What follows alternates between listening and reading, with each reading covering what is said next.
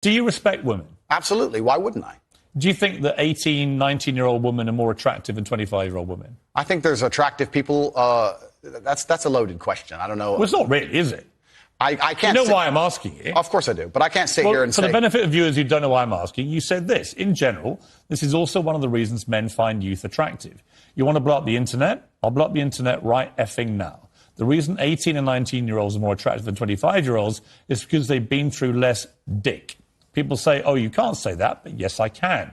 A 19-year-old is more attractive than a 26-year-old woman, and I'll tell you why. Because that 26-year-old has talked to more guys, been to the club more times, been effed and dumped more times, more arguments, more mess, more for me to clean up. That is misogyny. Why?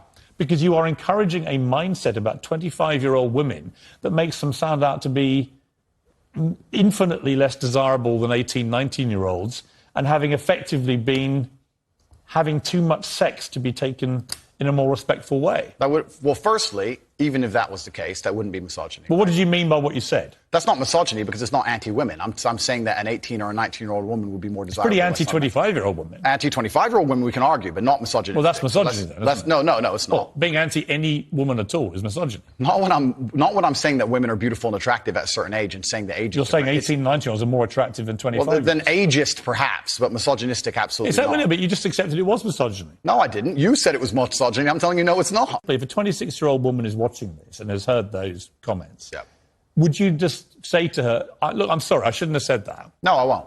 I will say that I am sorry that offends you. However, there's a large contingent of the world... That doesn't mean you're sorry. No, I'm not sorry. That's the point I'm making. I'm sorry if that offends you. However, there's a large contingent of the world that believe that, and I was mediating for a conversation. Parts of the world that believe that about 26-year-old women are parts of the world where women are not allowed out on their own. That's a conversation. They have to wear full burqas. Well, that's a conversation. They're not allowed to drive cars. That's nothing to do with me. But is that the kind of world for women that you... I was mediating a conversation. No, I'm asking you what you think. I don't live in a country where that happens. You're using that as the excuse for why you're not sorry for saying it. It's not an excuse. Is that there are parts of the world where this is fine. My friend. So my question to you is, well, do you think it's fine? I don't think it's fine. I live in a world where... You don't think it's fine? The reason This isn't that hard, Andrew. You can simply say, Piers, you know what?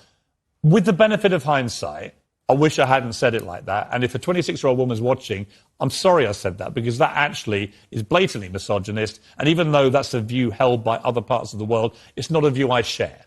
Now, I would respect you more if you said that than if you try and say, well, it's said in other parts of the world, so I'm not sorry.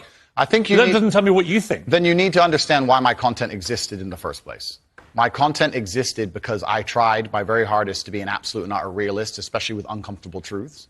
I was pointing out that very uncomfortable... Is that a truth? Then? It's an uncomfortable truth in many parts of the world. It's not a truth that I'm happy about. An inquest this week found that a 14-year-old girl, Molly Russell, died from an act of self-harm while suffering from depression and the negative effects of online content. The coroner said she was exposed to material that may have influenced her in a negative way, and in addition, what started as depression had become a much more serious depressive illness, and she very sadly took her life. That's absolutely disgusting. Right. Her father... It's terrible. Her father's campaign for better protections against potentially dangerous social media algorithms, right? It says that the particularly graphic content she saw romanticized acts of self-harm, normalized her condition, and focused on a limited and irrational view without any counterbalance of normality.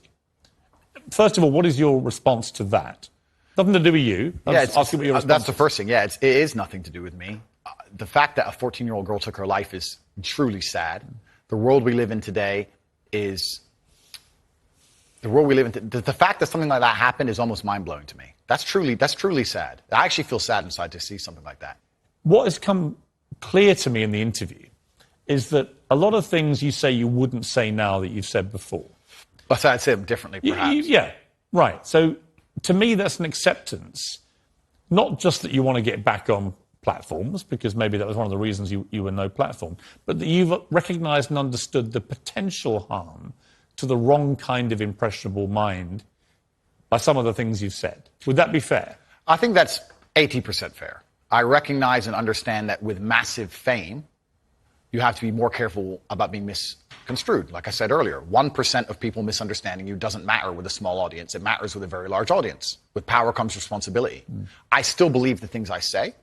I do not want to be a negative force for the world. I also understand that I am a man who's lived a very difficult, nuanced life, and I am capable of making nuanced points that may be misunderstood by teenagers. However, that can be said about anybody and everything. Every opinion online can be misunderstood by children. Trying to protect children from the internet is a very interesting subject in and of itself, because I would argue that 80% of the content on the internet can be negative or detrimental to a young mind that doesn't understand the world. So, interesting early preview there of my interview with Andrew Tate. Like I say, very controversial guy. He's banned from